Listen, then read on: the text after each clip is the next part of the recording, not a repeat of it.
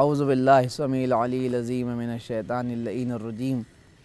بسم اللہ الرحمن الرحیم الحمدللہ رب العالمین الصلاۃ والسلام علی رسولہ الکریم وعلی اہل بیتہ الطیبین الطاہرین ولعنۃ اللہ علی اعدائہم اجمعین من یومنا ھذا الی قیام یوم الدین اما بعد فقط قال رسول اللہ صلی اللہ علیہ وآلہ وسلم بسم اللہ الرحمن الرحیم اولنا محمد و اوسطنا محمد و آخرنا محمد و کلنا محمد۔ حضرات ناظرین کرام اور مومنین کی خدمت میں اس ماہ مبارک رجب اور اس کی تمام تر عیدوں کی دلی مبارکباد پیش کرتے ہیں۔ بالخصوص اس خدیجہ ٹی وی کے توسل سے اس نورانی پروگرام کی ذریعے سے آپ کی خدمت میں حضرت امام محمد باقر علیہ السلام کی ولادت بسعادت کی مبارکباد پیش کرتے ہیں۔ ہمارے پانچویں امام کے جو سلسلہ امامت کے پانچویں اور عصمت کی سلسلے کی ساتویں کڑی ہیں، نام نامی اسم گرامی آپ کا حضرت محمد ابن علی علیہ السلام ہے اور دنیا باقر العلوم کے نام سے جانتی ہے۔ حضرت کی آمد کے سلسلے سے یہ سلسلہ جو گفتگو کا ہمارے اور آپ کے درمیان ہے، اس میں ہم آپ کی خدمت میں حضرت کی حیات مبارکہ کے سلسلے سے گفتگو کر کے کچھ حیات مبارکہ کے پہلوؤں پر روشنی ڈالنا چاہتے ہیں۔ ہمارے پانچویں امام کہ جن کی عمر ولادت بسعادت رجب المرجب کی پہلی تاریخ کو 57 ہجری میں مدینہ منورہ میں ہوئی، اور آپ کی خصوصیات میں یہ بات شامل ہے کہ اگر یہ ہم کہیں تو غلط نہیں ہوگا کہ بزبان سورہ رحمان آپ لؤلؤ و مرجان کی تفسیر ثانی ہے، اس لیے کہ قرآن مجید میں جب اللہ نے مرج البحرین یلتقیان کا تذکرہ کیا، یعنی دو عصمت اور دو فضیلت اور دو شرف کے سمندر جو آپ آپس سے ملتے ہیں تو لؤلؤ و مرجان ظاہر ہوتے ہیں، جس کی تفسیر اول ہے جناب امیر المومنین مولا کائنات اور بیوی معصومہ عالم سلام اللہ علیہا،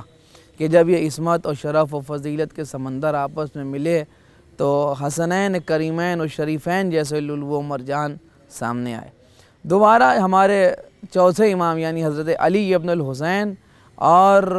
آپ امام باقر کی والدہ یعنی حضرت فاطمہ بنت حسن علیہ السلام، جب یہ دو عصمت اور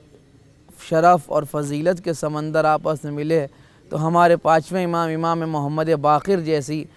باعظمت ہستی اس دنیا کے سامنے آئی۔ ہمارے پانچویں امام کی یہی خصوصیت ہے کہ آپ دونوں طرف سے یعنی باپ کی طرف سے بھی اور ماں کی طرف سے بھی، ددیحال کی طرف سے بھی اور ننیحال کی طرف سے بھی علوی ہیں، فاطمی ہیں، ہاشمی ہیں، اسی لیے امام عالی مقام کو ذو خیارتین بھی کہا جاتا ہے، یعنی دونوں طرف سے خیر والے۔ ایک ایسا سلسلہ ہمارے پانچویں امام علیہ السلام کا ہے کہ جو مسلسل خیر پر منحصر سلسلہ ہے۔ چنانچہ ہمارے پانچویں امام یعنی امام محمد باقر علیہ السلام کے جن کی والدہ ماجدہ بی بی جناب فاطمہ بنت حسن سلام اللہ علیہا ایک باعظمت اور عظیم ترین ہستی تھی، اور ظاہر ہے کہ آپ حضرت حسن مجتبیٰ جناب سبط اکبر کی بیٹی تھیں، تو آپ خود پانچویں امام نے اپنی والدہ گرامی کے لیے یہ ارشاد فرمایا کہ میری ماں صدیقہ تھیں۔ ایک واقعہ تاریخ میں ملتا ہے کہ آپ تشریف فرما تھیں اور ایک مرتبہ دیوار جو تھی وہ گر رہی تھی، اور جب بی بی نے اس دیوار کو دیکھا کہ وہ گر رہی ہے تو حضرت جناب بی بی سلام اللہ علیہا نے ارشاد فرمایا اشارہ کر کے کہ رک جا، ابھی میں نے تجھے گرنے کا حکم نہیں دیا۔ جب بی بی نے ارشاد فرمایا کہ رک جا، ابھی میں نے تجھے گرنے کا حکم نہیں دیا، تو وہ دیوار جو تھی وہ رک گئی اور بی بی اس کے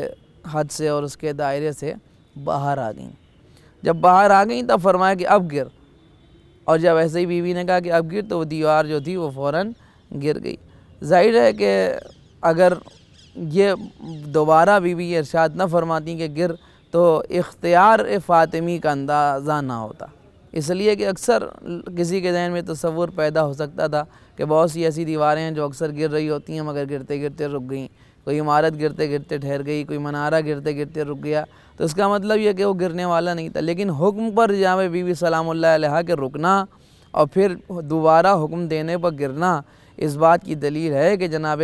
فاطمہ بنت حسن سلام اللہ علیہا کے اختیار سے یہ دیوار رکی تھی، اس لیے آپ نے فرمایا کہ میری ماں جو تھیں وہ صدیقہ تھیں۔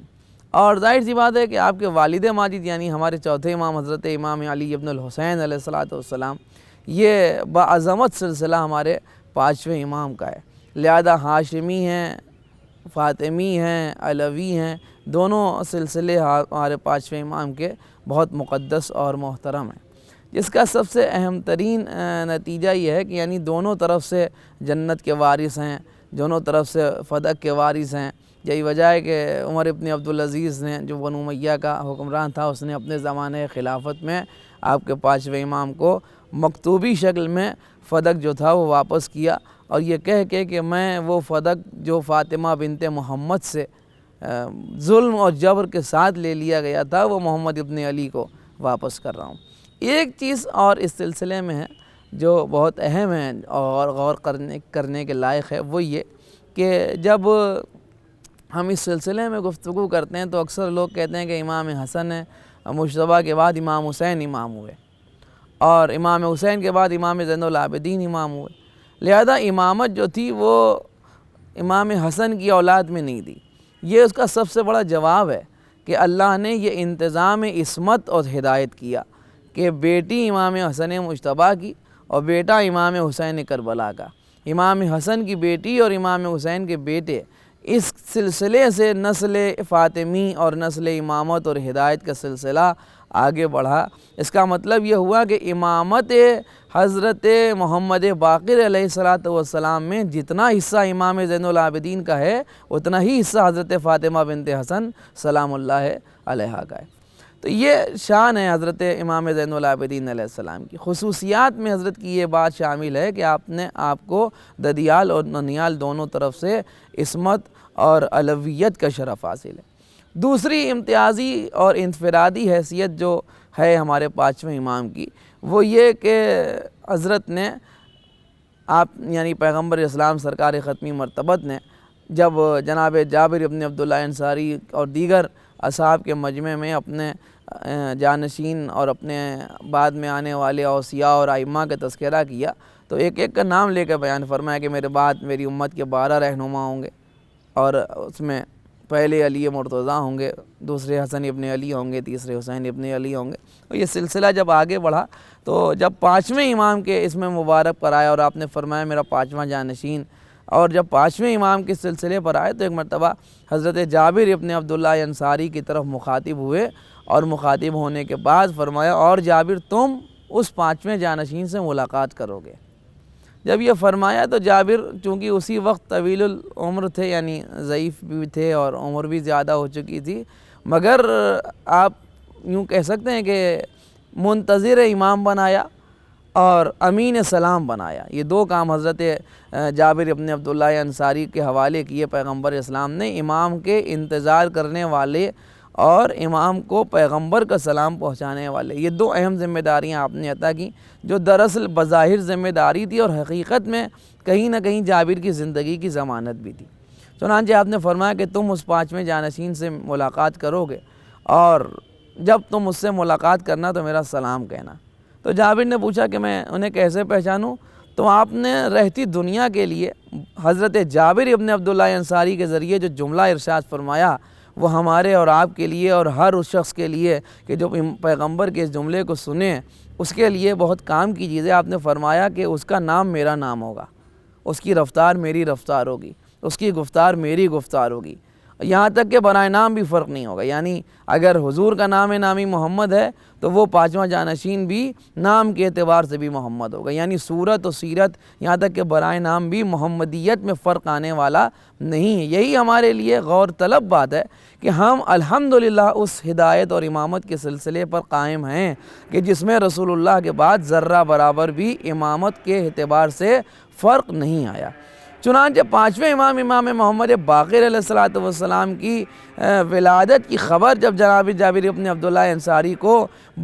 بذریعہ امین سلام بنا کے آپ نے عطا کی، اور اس کے بعد اب عالم یہ تھا کہ جناب جابر ہر وقت رسول اللہ کی شہادت کے بعد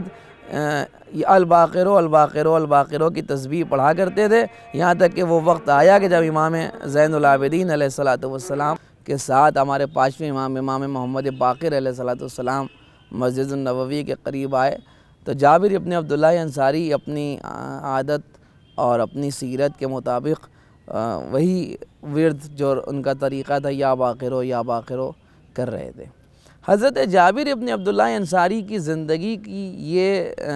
علامت اور یہ سلسلہ خاص طور سے ہمارے لیے ایک درس بھی رکھتا ہے کہ ہم جو اپنے آپ کو حضرت حجت اجل اللہ تعالی فرجہ الشریف کا منتظر تصور کرتے ہیں، چنانچہ امام عالی مقام کے انتظار میں جو کیفیت جابر کی ہوئی وہ ہمارے لیے انتظار کے حوالے سے بہت بڑا درس ہے کہ ایک منتظر کو کیسا ہونا چاہیے۔ چنانچہ جابر ابن عبداللہ انصاری ایک مقدس ترین صحابی تھے، اور اگر بات ان کے عظمت و جلالت کی ہو تو یہ رخ بھی قابل توجہ ہے کہ آپ نے 7 معصومین کا زمانہ دیکھا ہے، یعنی امام محمد باقر علیہ السلام سمیت 7 معصومین کی زیارت کا شرف حضرت جابر ابن عبداللہ انصاری کو حاصل ہوا، یعنی 5 ائمہ کا دور دیکھا اور حضور سرور کائنات کا باقاعدہ زمانہ دیکھا، اور جناب معصومہ سلام اللہ علیہا کی محضر عصمت میں بھی حاضری کا شرف حضرت جابر ابن عبداللہ انصاری کو حاصل ہوا، جس کی سب سے بڑی دلیل آج بھی حدیث قصہ کا حضرت جابر ابن عبداللہ انصاری سے روایت ہونا جو ہے وہ اس کی دلیل ہے۔ چنانچہ 7 معصومین کے زمانے کو در کرنے کے بعد اور ان سے کسب علم و فیض کرنے کے بعد یہ عالم حضرت جابر ابن عبداللہ انصاری کا تھا کہ انتظار حضرت امام باقر علیہ السلام میں اس قدر دیوانے ہو گئے تھے جناب جابر ابن عبداللہ انصاری، یا یوں کہا جائے کہ اس وقت اس قدر جو تھے وہ انتظار کر رہے تھے اور شدت تھی ان کے انتظار میں کہ لوگ انہیں دیوانہ تصور کرتے تھے، اور یہ کہتے تھے کہ نعوذ باللہ جابر ابن عبداللہ انصاری کا ذہن جو ہے وہ اب کام نہیں کر رہا ہے، چنانچہ وہ اپنے اسی اعتبار سے جو ہے وہ عمل انجام دے رہے ہیں۔ چنانچہ ایک بات تو یہ بھی سمجھ میں آئی کہ اصلاً انتظار کی شدت یہی ہے کہ دیکھنے والے کو منتظر جو ہے وہ مجنون اور دیوانہ نظر آنے لگے، یہی ہے شدت انتظار جو حضرت جابر ابن عبداللہ انصاری کی حیات مبارکہ میں دیکھنے کو ملی۔ چنانچہ جب یہ سفر انتظار تمام ہوا اور حضرت امام باقر کی زیارت کا وقت قریب آیا اور آپ نے مسجد النبوی کے قریب چوتھے امام نے امام باقر علیہ السلام سے فرمایا کہ میرے لال اپنے چچا کو سلام کرو، اور جب آپ نے سلام کیا تو جابر کے کانوں سے وہ لہجہ ٹکرایا کہ جو رسول اللہ کی آواز سے مشابہ تھا۔ اسی لیے یہاں پر رک کے عرض کروں، ہمارے 5ویں امام کا ایک خاص لقب ہے الشبیہ، چونکہ آپ بہت زیادہ مشابہ تھے حضور سرور کائنات سے، جس کا تذکرہ خود حضور نے بھی کیا، اس لیے الشبیہ آپ کے 5ویں امام کا خاص لقب بھی ہے۔ چنانچہ جب لہجے کو پیغمبر کی گفتار سے مشابہ پایا، اور لیکن چونکہ بینائی جا چکی تھی اور آواز پہنچی تو آپ نے فرمایا کہ آپ شہزادے تھوڑا سا آگے بڑھیں اور امام آگے بڑھے، اور جب تو کہا فرمایا پیچھے ہٹیں تو امام پیچھے ہٹے۔ یوں کہیے کہ جیسے ہی اس پس و پیش اور اس وقفے میں جناب جابر ابن عبداللہ انصاری کو کچھ کیفیتیں اور کچھ حالات نظر آئے جس کو محسوس کیا، اور جب انہوں نے آواز کو آواز پیغمبر سے مشابہ پایا اور رفتار کو رفتار حضور سے مشابہ پایا اور صورت مصطفی نظر آنے لگی، تو جابر کی بینائی بھی زلیخا کی جوانی کی طرح واپس آ گئی، اور اسی کے ساتھ ان کے انتظار کی گھڑیاں تمام ہوئیں، یہاں تک کہ خود امام باقر علیہ السلام نے ارشاد فرمایا کہ جابر کیا ہمارے جد کا سلام ہمیں نہیں پہنچاؤ گے؟ چنانچہ قدم بوسی کر کے آپ نے حضور سرور کائنات کے سلام کی امانت امام محمد باقر علیہ السلام کو پہنچائی۔ یہ سلسلہ جو ہے اس بات کی دلیل ہے کہ ہمارا سلسلہ امامت اور ہدایت عصمت پر منحصر ہے۔ چنانچہ 5ویں امام کی حیات مبارکہ کے حوالے سے اگر ہم بات کریں تو یہ ان کا نام و نسب اور خاندانی افتخار اور بلندی ایسی ہے کہ جو دنیا میں کسی اور گھرانے کو حاصل نہیں ہوئی۔ ہم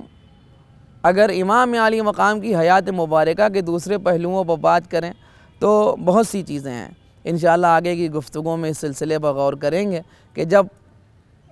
بات حضرت کی حیات مبارکہ کے ذیل میں ہو تو آپ کے علمی کمالات